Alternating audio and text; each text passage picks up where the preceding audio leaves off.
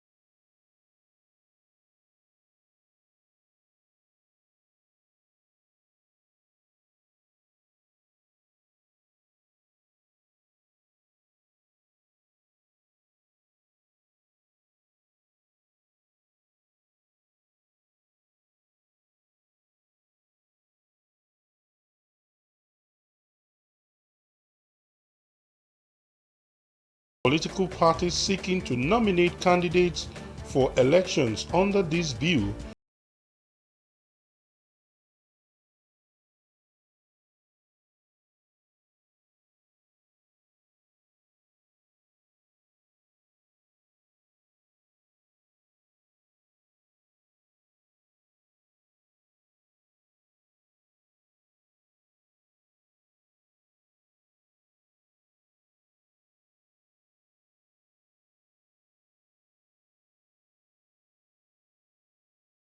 TVC News. Well, let's tap into Court-Disqualification's decades of experience covering elections in Nigeria to help understand some of the salient points that have now been amended in the Electoral Act of 2026. Let's get to it, Mr. Ladende. Well, we now have an act signed into law in less than a day after it was passed by both houses at the National Assembly.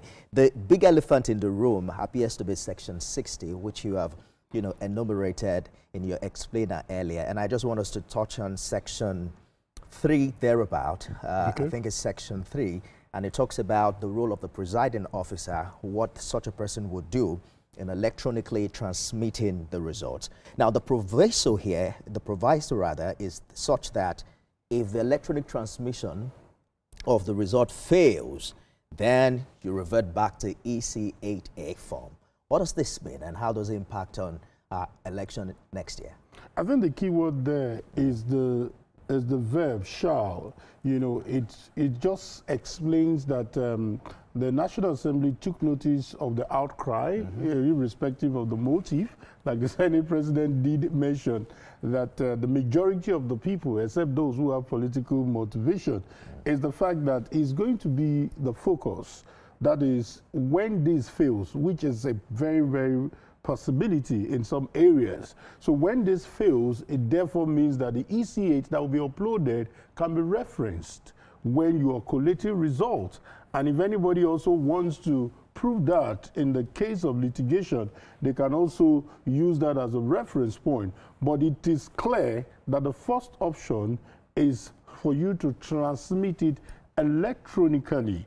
But I think it's just common sense for us to know that whatever the iPortal is doing, it's basically for voters, for every interested parties to see what is happening real time. If you are really interested in real time, or you want to monitor it 5 minutes after or 10 minutes after. But the INEC will continue to do their collation at the ward level, at the local government level, at the state level, depending on the type of election. So for me, I think the word shall connotes a very strong word, that there's going to be emphasis on technology in driving this. And I think that's a win in this electoral amendment bill that has been passed into law. And in covering recent elections, you know, we have seen IRF perform at over 90% capacity on the same day, especially in state election. INEC could just surprise us in 2027 and give us a good showing of this transmission in most of the polling units, even during the presidential election. But Section 60 seems to have taken the shine away. And many people do not understand that quite a lot has happened on this document. If you look at Section 85, that talks about the responsibility of the political party, they shall not impose nomination, qualification, or disqualification criteria, which of course will change the dynamics of what we know as primary election going forward. You know, for example, a very good example would have been the case of Ekiti State. If the Electoral Act had been in place that time, maybe it would have taken effect, where an aspirant believed that the condition that was given to him wasn't favorable. It's not going to be imposed on that person. And when you're also coming up with a consensus, even if they are 60, if 59 is okay with consensus and one says that I do not agree, it therefore means that there's going to be primaries. And this means that this person must not be forced, this person must not be disqualified. Indeed. They must not come up with overnight guideline to disqualify this aspirant. So this is a wake-up call for those who believe that internal democracy has been, you know, the whipping child. But I believe that with this now, everybody is empowered to try his luck, try our luck. I want to be gender sensitive now. So this is just to say that you have a say in trying your luck in becoming the candidate of a party. I'm looking at Section 86 and 87, and I can't find indirect primaries. It seems parties are now stuck with direct or consensus. And it's important that we also explain what direct and consensus means. Now, the direct primaries means that the registered members of the party are going to partake in the primaries, where it's similar to what we call option A4, talking about the 1993 election, where the aspirant you're voting for, talking about the primaries now, we are dealing with aspirants, you're going to queue behind that aspirant is going to be in public glare of everyone. So that's the direct. The indirect has always been the delegate kind of system, where there are statutory members who can vote, who can do this, who can do that. So in this case, it is not captured in this Electoral Act. The other option is consensus, which I've just explained to you, that for you to form a consensus, everybody must sign to say that we are endorsing this so-so person, and that person must sign. It's not enough to just proclaim it on the rally ground, I mean on the Congress ground. You have to sign it that you have accepted this person as the sole candidate. And subsection 2 is saying that where a party is unable to secure the written consent of all of these cleared aspirants for the purpose of a consensus candidate, it shall revert to the choice of direct primaries for the nomination of candidates. Is there a sense to which you think that direct primary is going to enhance the quality of democratic element at the party level? You see, direct primaries has its strengths and it has its own disadvantages. I have covered direct primaries and I've seen some kind of manipulation, where we have also seen some kind of intimidation. Because I've chosen to go for this aspirant, I might become a victim, you know, when this particular aspirant emerge as the candidate of the party. So I've seen some kind of intimidation that has come out of direct primary. So for me, I would have preferred, I think that should have even been more debated than this issue of electronic transmission, because when you're dealing with indirect primary, there are delegates, they go ahead and do their, make their choice, and you may not know who they vote for. Good.